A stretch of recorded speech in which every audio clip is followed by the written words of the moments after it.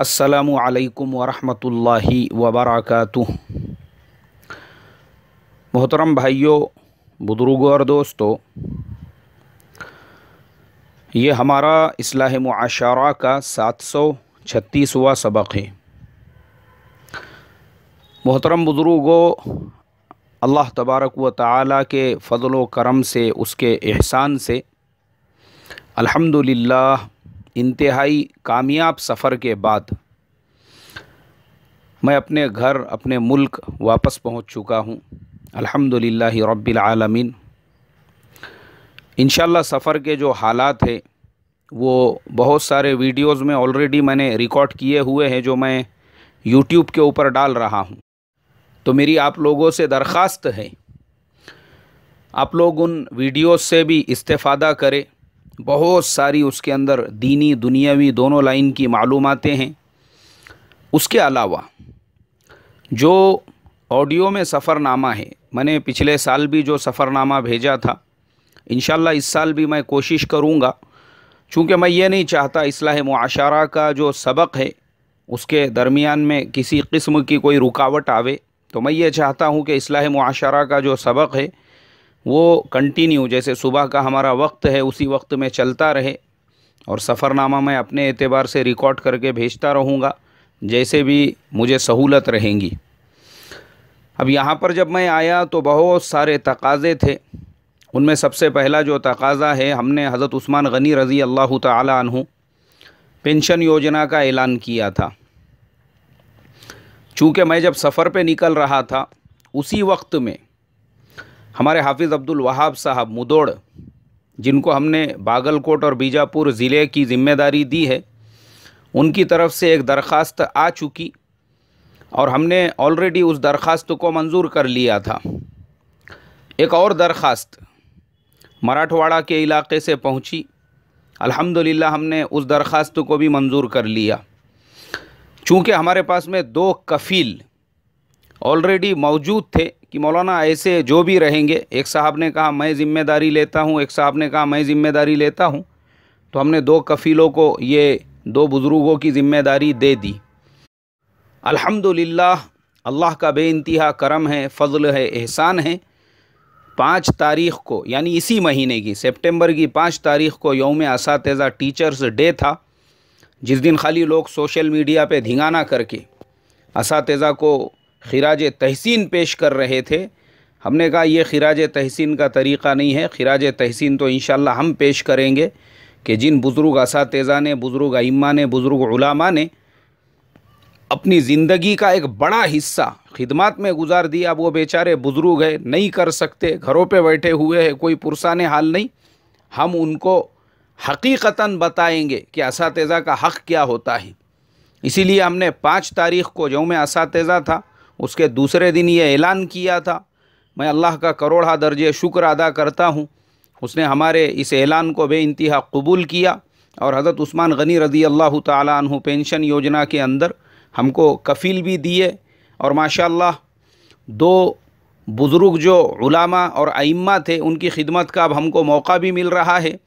और अगले महीने की जो 1 तारीख़ है उसके पहले ही उनके अकाउंट के अंदर रकम पहुंच जाएंगी। मैं ऐसा ऑटोमेटिकली सिस्टम बनाने वाला हूं कि ऑटो डिडक्शन रात में 12 बजे जैसे ही पहली तारीख़ शुरू होती है वैसे ही उनके अकाउंट के अंदर वो पैसे पहुंच जाना चाहिए। तो ये हमारा पूरा का पूरा ऑनलाइन सिस्टम रहेगा और उसी सिस्टम के तहत में ऐसे तमाम उलमा, तमाम अइम्मा, तमाम मुअज़्ज़िनीन जो मुस्तहिक़ है उनको पेंशन मिला करेगी। दूसरी चीज़, अब जब मैं यहाँ पे आया हूँ, आने के बाद मैं देख रहा हूँ कि 3 और ऐसे बुज़ुर्ग अइम्मा और बुज़ुर्ग उलमा के दरख्वास्तें हमारे पास में आई हुई हैं। अब मैंने देखा उनकी दरख्वास्तें हमारे पास में हैं, लेकिन फ़िलहाल हमारे पास में कोई कफ़ील नहीं है। तो मोहतरम दोस्तों, मैं आप तमाम लोगों से इंतहाई मुअद्दबाना दरख्वास्त करता हूँ, जैसा मैंने कहा था, अगर कोई एक वो पूरी एक पेंशन की ज़िम्मेदारी ले ले कि इंशाअल्लाह मैं एक पेंशन यानी हर महीने 2000 रुपये दूँगा, तो आपके वो 2,000 रुपये हम जिनसे आपकी जोड़ी लगाएंगे उनके अकाउंट में बराबर पहुंच जाया करेंगी। और अगर आप पूरे 2,000 रुपये नहीं दे सकते हैं, आप 1,000 रुपये महीना दे सकते हैं, 1,000 रुपये भी अगर नहीं दे सकते हैं तो आप 500 रुपये महीना दे सकते हैं। अगर 500 रुपये भी नहीं दे सकते हैं, 200 रुपये, यहाँ तक कि अगर कोई 100 रुपये महीना देना चाहता है उनका भी हमारे पास में मोस्ट वेलकम है। इसलिए कि अभी हमारे पास में 3 दरख्वास्तें वो पेंडिंग में हैं, लेकिन हमारे पास कोई कफ़ील नहीं है, हमारे पास में कोई बजट नहीं है पेंशन योजना के लिए। इसके लिए हमने उन दरख्वास्तों को अभी पेंडिंग में रखा हुआ है। जैसे ही हमको कफ़ील मिलेंगे या जैसे ही हमारे पास उतना बजट आएगा तो वैसे वैसे हम उसको बढ़ाते रहेंगे। लेकिन 2 लोगों को अगले महीने की 1 तारीख से इंशाअल्लाह वो पेंशन का सिलसिला शुरू हो जाएगा। बहुत सारे सवालात जो हमारे बहुत सारे मुआविनीन हैं और बहुत सारे जो हमारे अज़ीज़ दोस्त हैं उनकी तरफ से थे, मैंने यहाँ पे आने के बाद जब चेक किया, ख़ास तौर पे हमारे फ़िरदौस अहमद ख़ान साहब, उनके कुछ सवालात थे जिन सवालात में उन्होंने यही पूछा था कि एक जो हम ज़िम्मेदारी ले रहे हैं तो उनको एक को हमको सिर्फ़ 1 महीना देना है या हर महीने देना है। भाई हमारे फ़िरदौस अहमद ख़ान साहब, अगर आपने किसी एक बुज़ुर्ग की ज़िम्मेदारी ली है तो आपको हर महीने पाबंदी के साथ में उनको 2,000 रुपये देना पड़ेंगे। दूसरा सवाल आपका ये था ज़कात और सदक़ात की रकम के बारे में। तो ज़कात और सदक़ात की रकम भी आप दे सकते हैं। आपकी जो ज़कात और सदक़ात की रकम है उसके अंदर हम तहक़ीक़ात करके कि जिन बुज़ुर्ग को आपकी पेंशन जा रही है वो मुस्तहिक़ ज़कात है या नहीं है। अगर वो मुस्तहिक़ ज़कात है तो उन्हीं के मद में, उन्हीं को ज़कात के मद में से पेंशन दी जाएगी। तो ज़कात का पैसा बराबर आपका एक मुस्तहिक़ तक भी पहुँचेगा और एक ऐसे मुस्तहिक़ तक जो माशाअल्लाह तक़वे वाला है, परहेज़गार है और हकीकतन जो इस बात का इस्तिहक़ाक़ रखता है कि उसको ज़कात दी जाए, तो आपका पैसा बराबर उनके पास में पहुँच रहा है। फिर एक सवाल आया, बोले मौलाना आप बज़ाते ख़ुद एक देवबंदी आलिम हो और दावत व तबलीग के काम से लगे हुए आदमी हैं, तो सवाल मेरा ये था कि ये जो आपने पेंशन योजना शुरू की है तो ये सिर्फ़ आपके तबलीगी इमामों के लिए या देवबंदी मसलक के इमामों के ही लिए है या और दूसरों के लिए भी है। अब ये सवाल जिन भाई साहब ने पूछा है मैं ज़रा मुनासिब नहीं समझ रहा हूँ उनका नाम वग़ैरह बताना, लेकिन मैं जवाब देना ज़रूर मुनासिब समझता हूँ। मेरे भाई, सबसे पहली चीज़ तो आप अपने दिमाग में से ये गंदगी निकाल दो कि तबलीगी जमात कोई जमात है या कोई मसलक है।